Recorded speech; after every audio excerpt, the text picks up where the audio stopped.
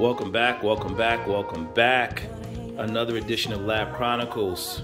We are going to make a curry goat. Here in upstate New York, we are expecting 15 to 18 inches tonight. So I said, what goes best with cold weather? Some type of stew. So we are going to use some onions, some garlic, some green onions or scallions, potatoes.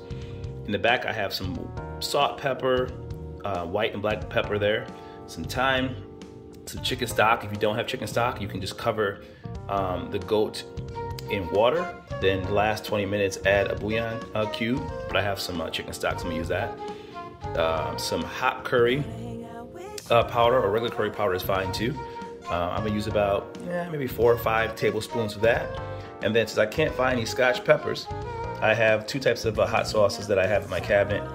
One is actually hot sauce, Scotch, and curry mix. I'm gonna probably use that one.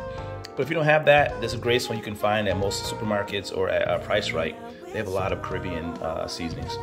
So I'm gonna just start by sauteing the goat to try to get that nice and tender. I'm gonna add some onions, garlic, and I'm gonna add all the seasonings.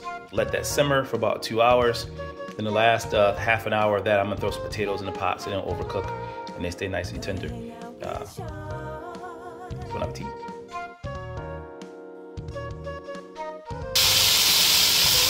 The sound of sizzling meat.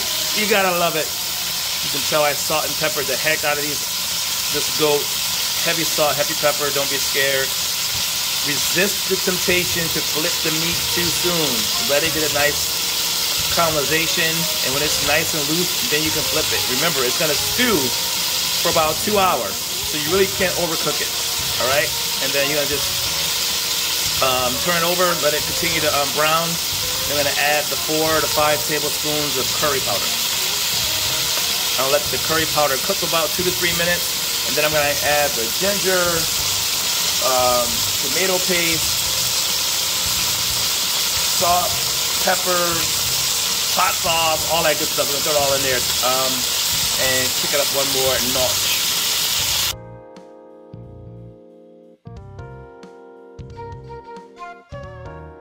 All right. The goat has been seared. Next into the pot is some curry powder. Let that cook for about 2 minutes. Then I'm gonna add some ginger, white pepper, some fresh, or that's not fresh thyme, but some thyme, onions, garlic, and about a tablespoon of this tomato paste, which will keep it nice and thick and start to create its own sauce. This smells good already.